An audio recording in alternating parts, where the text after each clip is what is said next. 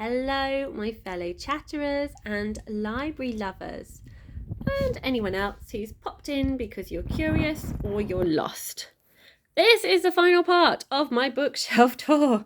It has only taken me six goes. So today we're going to be looking at the middle grade shelf down here. Oh, I'm having to crouch on the floor to kind of get this in the shot. So yes, this will be the last one, and then I'm going to look at my favourites shelf as well. So we're going to end on a goodie. As always, it's one shot. We're not editing this. So cheers! I can't put it back on the saucer. There we go.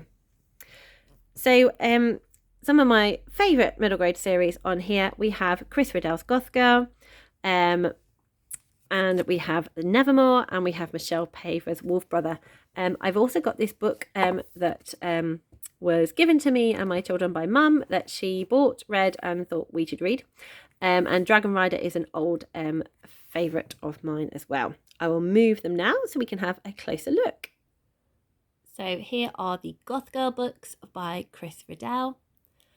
We have Goth Girl and the Ghost of a Mouth. Mouse? Not mouth. Goth Girl and the Fate Worse Than Death. And Goth Girl and the Wuthering Fright. All of these are hardback, printed on the cover, and we have purple sprayed edges, red sprayed edges, and blue sprayed edges. So Goth Girl tells the story of Ada Goth, who is the only daughter of a very Lord Byron style figure. I love these end pages with the silver skulls. And we have fun things like this.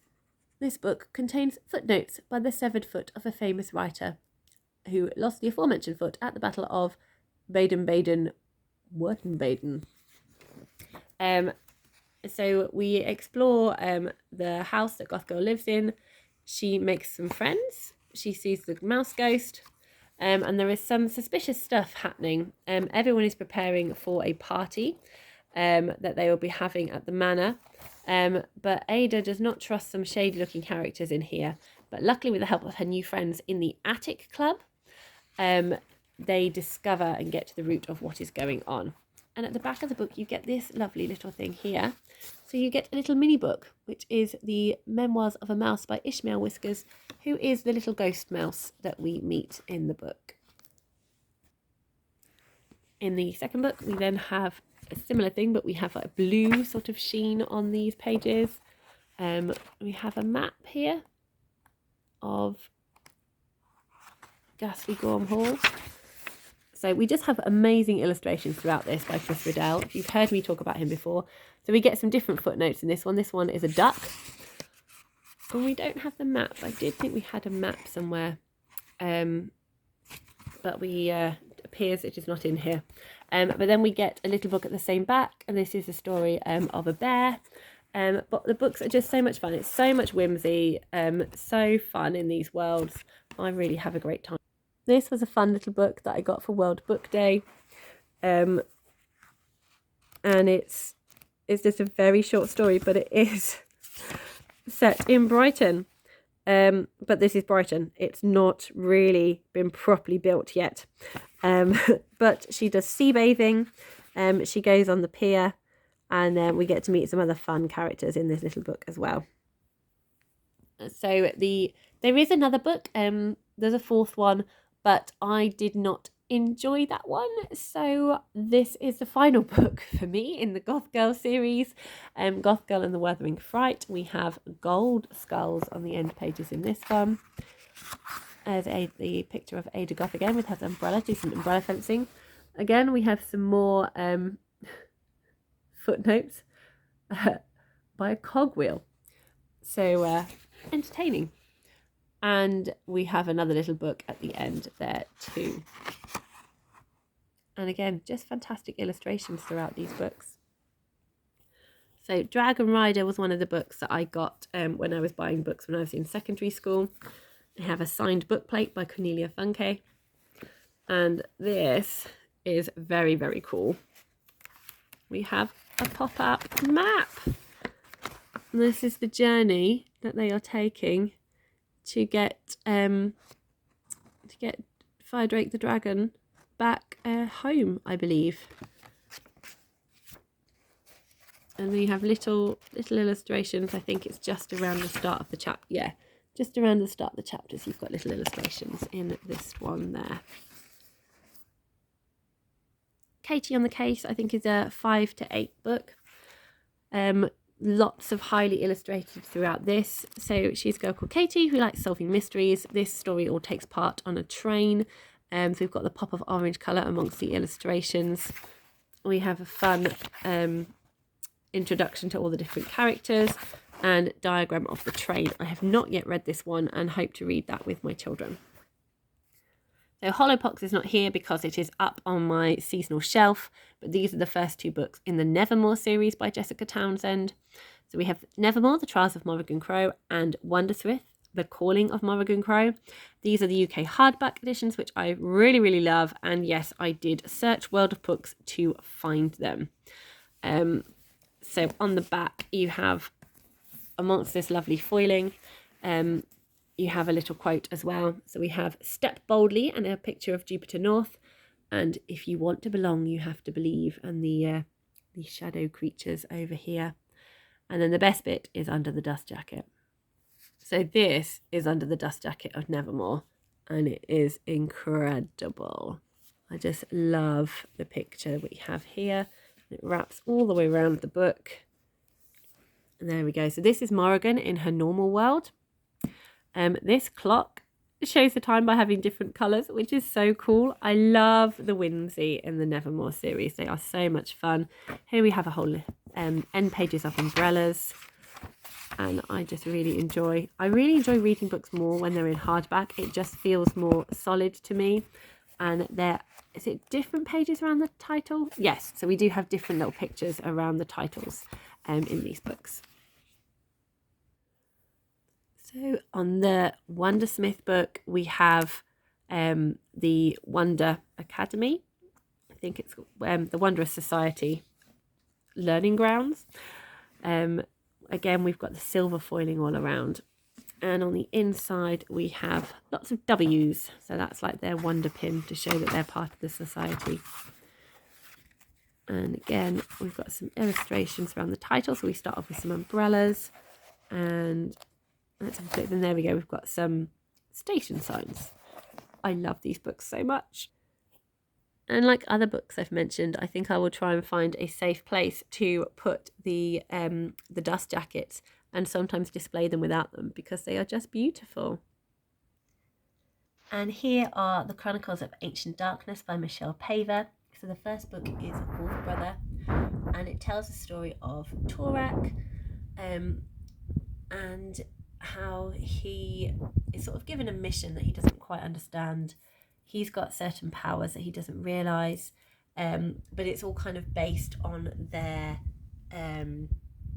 on their spiritual religion. So it's sort of historical fantasy, magical realism, where everything they believe, like the world spirit and demons, is as though it's real.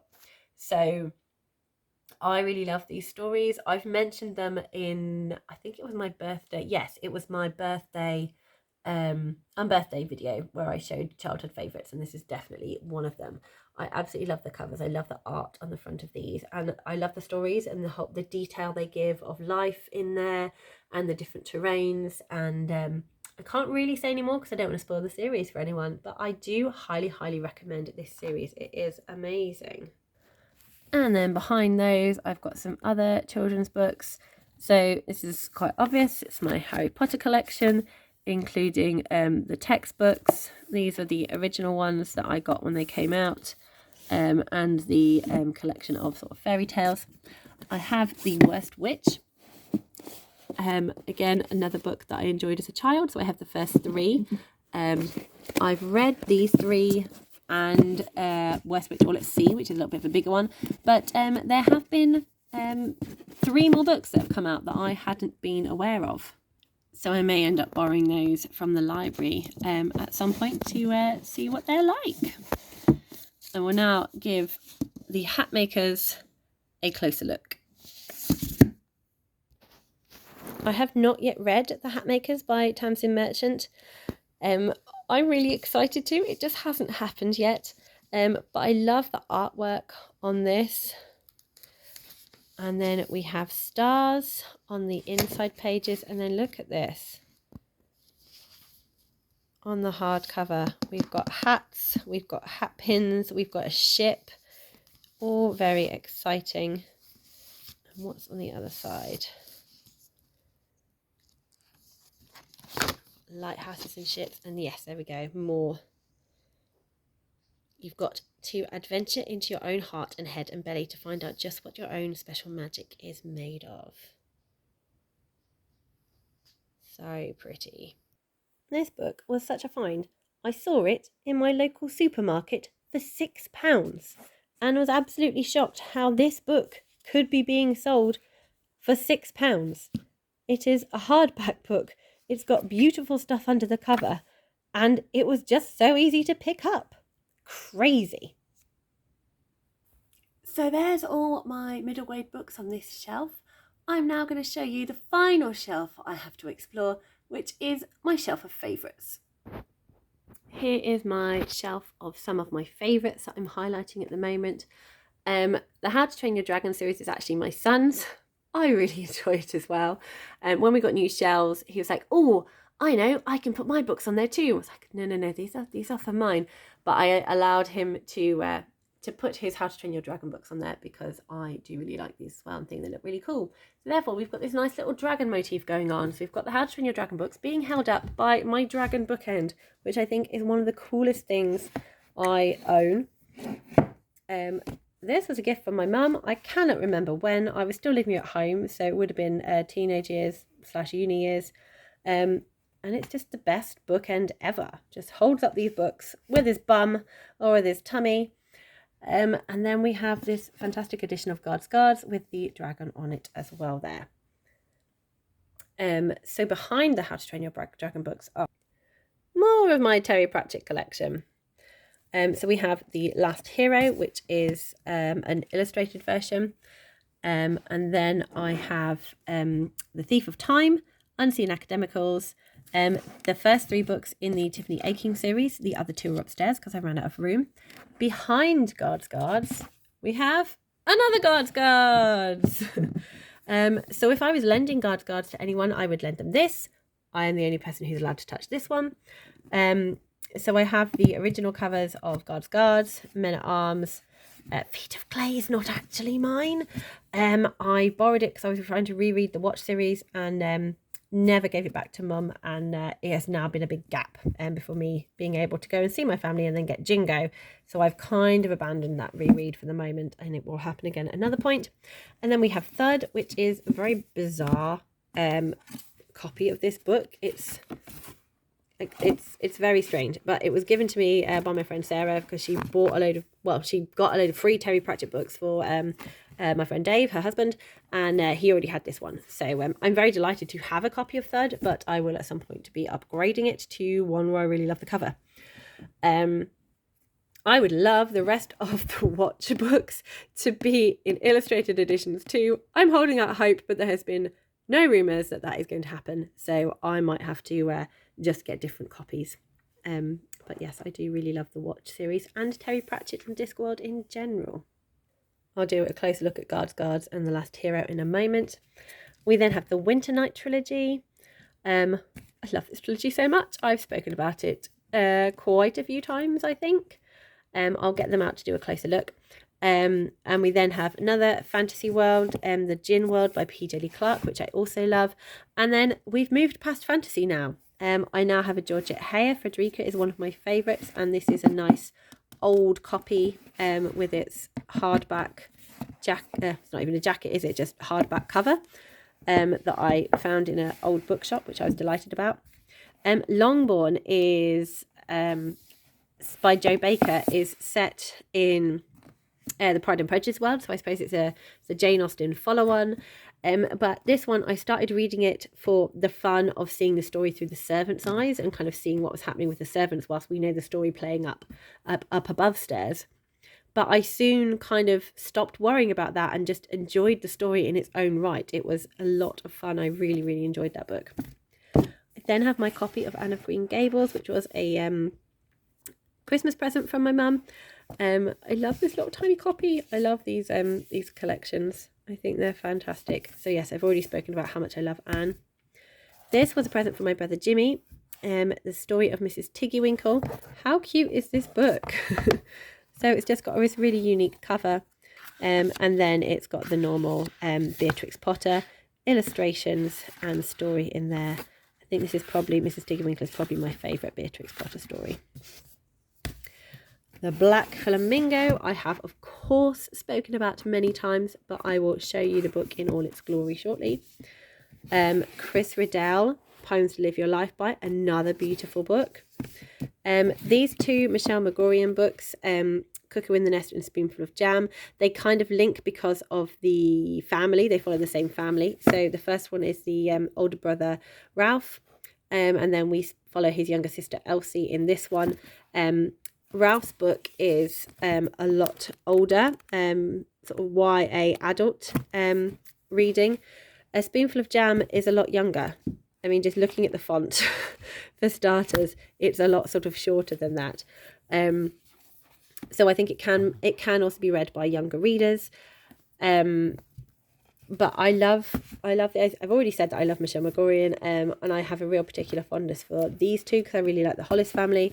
This one in particular was just a brilliant story about just feeling out of place. So this is everyone coming back from the war. So the children coming back from where they were evacuated to, coming back to London where their mum had been living through the Blitz with their older cousin and their aunt, and his dad coming back from fighting, and all of them just feeling really out of place, unable to relate to each other. Ralph wants to be an actor, but his dad thinks dad basically makes fun of him for being working class and wanting to do that, and doesn't like that because he's been away, he's lost his accent and now speaks like a toff. So there's a clash there, but it's a really lovely kind of coming of age story. It's got a lot of fun theatre bits in it as well, and I just really enjoyed this book. So moving on, what have we got over here? I think I'm just going to move the How to Train Your Dragon ones now. So the next book, another historical. This is the Guernsey Literary and Potato Peel Pie Society. I loved this book. This kind of came as a surprise. I thought I'd enjoy it. Didn't think I'd love it. It is written in epistle form, so it's all told in letters, and I just find it so there's something so endearing about that, about listening to people through their writing to each other, how they bonded over their love of books, how this community started to feel really important to this journalist as she kind of found out what happened there, and I really, really enjoyed this so much. Another one that I really loved that was a massive surprise is Bernardine Evaristo's Girl, Woman, Other. I read this, when did I read it? I think it was 2020.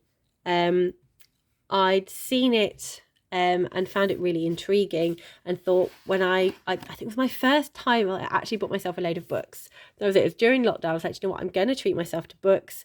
So I ordered a load of books from Waterstone, and this was one of them.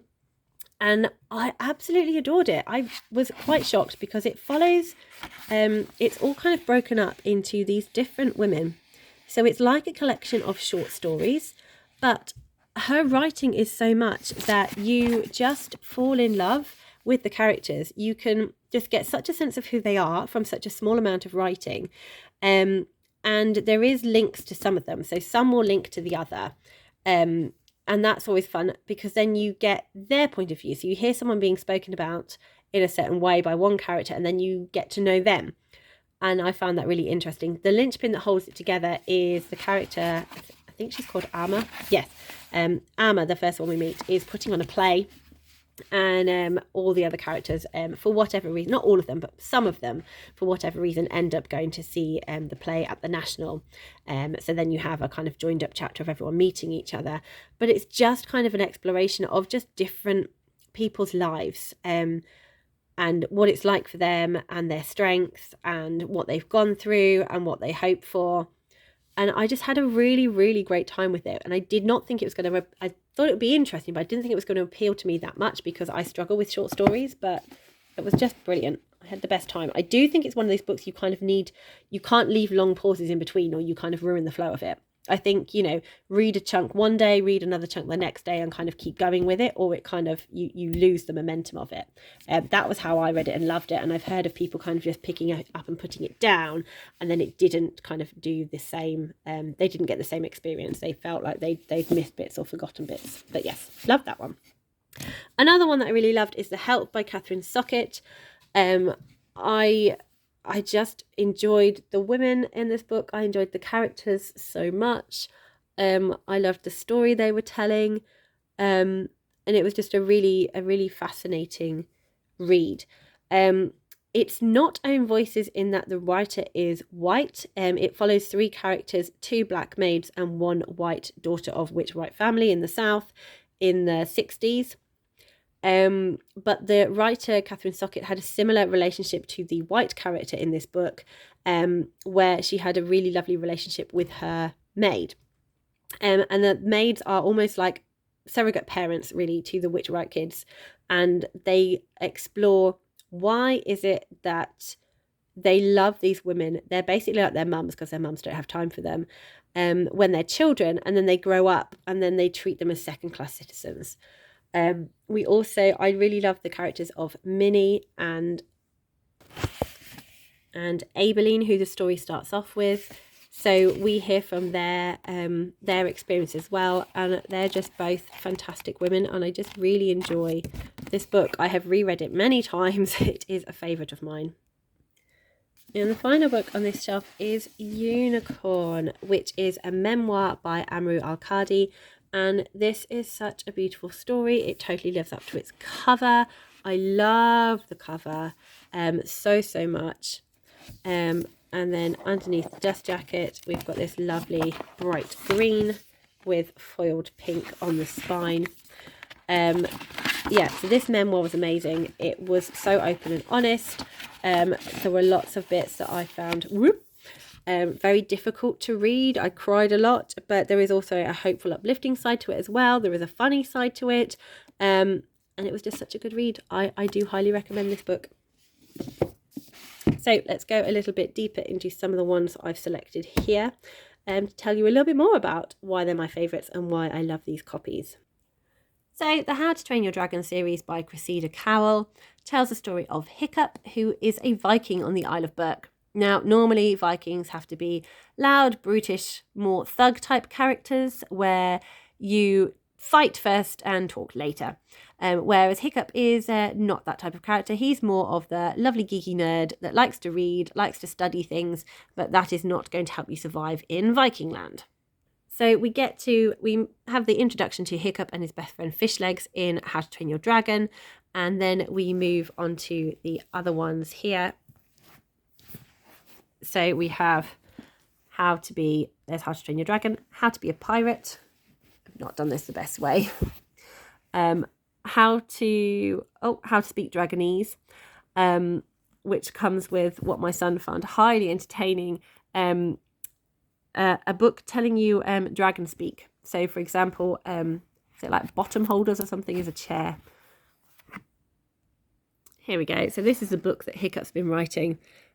Bum support is a chair. The bum support is a chair. Sleepy slab is a bed. Slightly interesting. Piss people is the enemy. Maybe that's what we should refer to them as. Is a yuck yuck means this is disgusting. That was my toothless voice there that I use when reading this aloud to my son. And here we have some illustrations. There is Hiccup and there is his dragon, Toothless. If you have seen the films of How to Train Your Dragon, very, very different feeling. So I would say the film is inspired by the books. It is not the books. For example, this is Toothless. He's a tiny dragon here.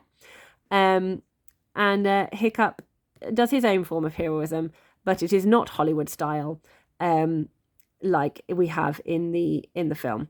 And Hiccup, they don't attack dragons. They all have a pet dragon. They have to bond with the dragon. That's kind of part of their sort of like Viking initiation. They have to go into the dragon caves and steal an egg, or steal a baby dragon. I can't remember which one it is. And then you have to train your dragon and bond with your dragon.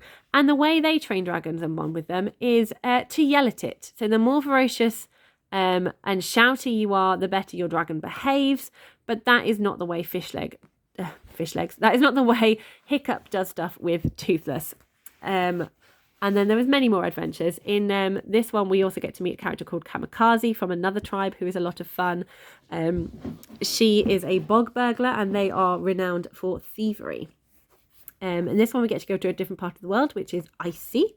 How to cheat a dragon's curse. And then here, how to twist a dragon's tail. We are currently reading the 6th one, which is A Hero's Guide to Deadly Dragons. And then we have the 7th one ready to go, How to Ride a Dragon's Storm. I'm really loving these. I find them very funny. They are very much age appropriate for their range, in that there are sort of fart jokes, bodily fluid incidents that appeal to that age of 7 and 8-year-olds that find all of that stuff hilarious. But there is other humour in there that appeals to me, and I do enjoy Cressida Cowell's illustrations. So you always get like an introduction to the characters at the front. Here we go. So we have all the characters here, and then there are illustrations and things throughout the books. Which leads us on to, let me just move those over there. The Complete Book of Dragons. So this was a Christmas present that my mum bought for Jarlath, and it is like a companion novel full of illustrations. So we have a map that you can unfold. I'm not going to unfold it because I've just folded it, and it was very tricky because it had been folded badly by other people and was sticking out. And then it all goes through lots of different dragons, and it's all got these amazing colourful illustrations by Cressida Cowell in there. I haven't read it, but I definitely am going to at some point. The Winter Night trilogy, I adore. It is adult fantasy set in medieval Russia. So I definitely feel very strongly that if you are someone that wants to try fantasy and you really enjoy historical fiction, give this a go. It is beautiful. The language is beautiful. This is a coming of age story. We follow the main character, and we start to see the kind of difficulties between the old folklore with the Cheroti, which are like spirits of the house and of the world, with the coming of Christianity. And usually the two could coincide, but they've started to see the pagan and the Cheroti spirits as something that is the work of the devil, and they are trying to stamp it out, which doesn't help. Amongst that, you have Vasya growing up. You have her her wanting to be herself and being herself. Everyone else struggling with Vasya not fitting in the traditional role of the Russian woman. She's kind of allowed to get away with it to a certain amount because she's still seen as a girl. But it's so feminist. Vasya is such an amazing character, and I absolutely love this book. It's quite lyrical. It's very much a kind of slow burn. You go along with Vasya throughout the story, and then like when things happen to her, you feel all the injustice, you feel all the difficulty and everything she's trying to do. The Girl in the Tower, I'd say, is faster paced. It's set in Moscow. There's more there's more politics kind of going on in this one. So it's a lot faster paced, and it's kind of dealing more with the troubles that they're having kind of outside their kingdom and sort of within the Russian history, rather than so much the Cheroti and Christianity difficulties. And then The Winter of the Witch ties both those kind of themes together. So I absolutely love this cover. I love the trees here. I think it's so beautiful, and I loved how this story kind of wove everything together and took it in a way I wasn't expecting. We get to learn more of Vasya's history, of her family, and more of the Cheroti, and also more of the political kind of lie of the land and kind of the war aspect in this one. Brilliant trilogy. Highly recommend. I also really love this fantasy by P. Jelly Clark. We have a novella here, The Haunting of Tramcar 015. There is another novella as well that is only available on the internet, A Dead Djinn in Cairo, which is the first one that tells the story of Fatima.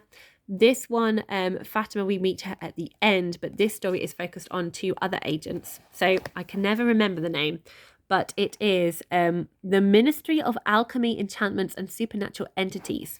So they're kind of like a Ghostbuster police force in Cairo in 1912, and Jinn are real. There's been some sort of rip in the fabric of time, and Jinn are now in this universe.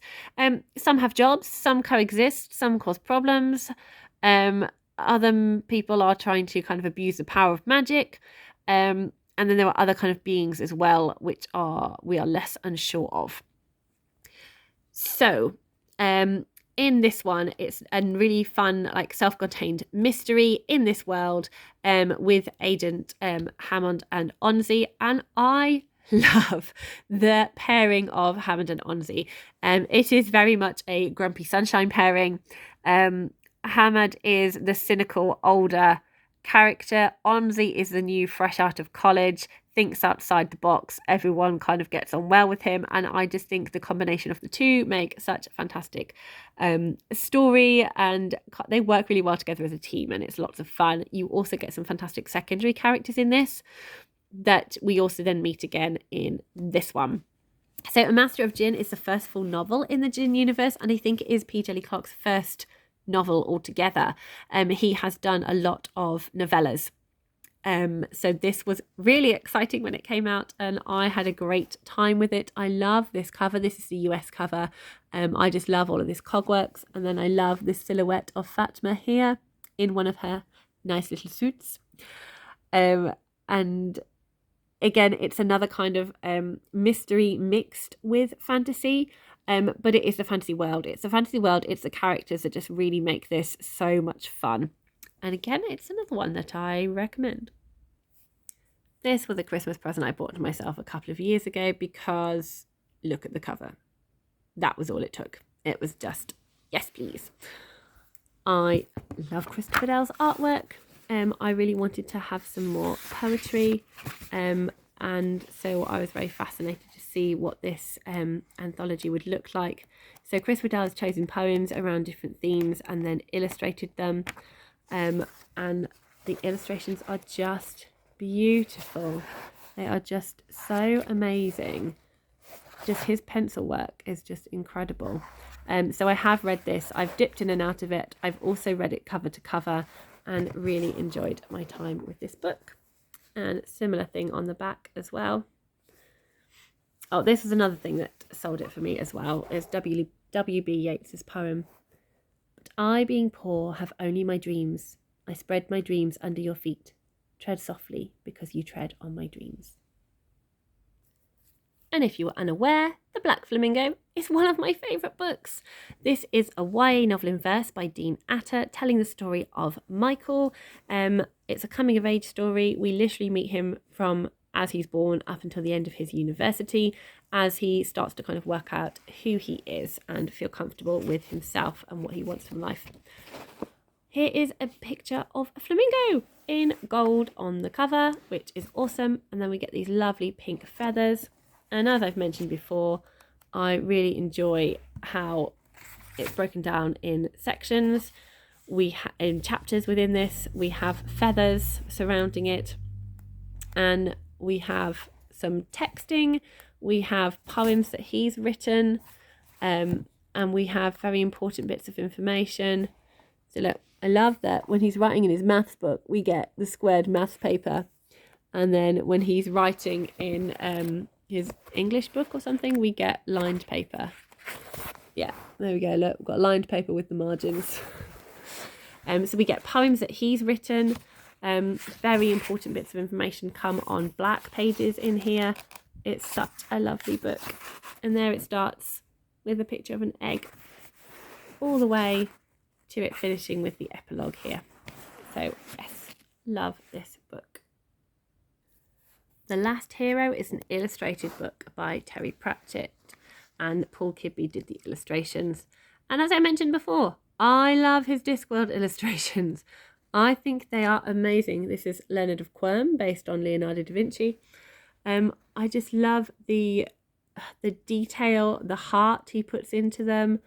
I just think they're amazing. Look at that. There's the Aetherin holding the disc. Just the expressions he has on them, like he can put expressions in people's eyes. I just think it's incredible how he does that. Here we go. There's Here we have Ponder Stibbins looking generally a little bit worried. The luggage. And here we have a couple of wizards here. Arch Chancellor Rindcully doing a spot of fishing. And just the expressions on their faces. I just really love his illustrations. Here we go. Here's a better one. We have Vetinari and Rincewind. Yes. Fun times. And here is the illustrated version of Guards with a hardback. And here they are. Here is the watch. We have Captain Vimes, Sergeant Colon, Corporal Nobby, and Corporal Carrot. This is the beginning of the watch. This is them in the original. And I love seeing how it grows. So just like Good Omens, there are some little pencil drawings throughout. And then there are full page pictures as well, with the quotes.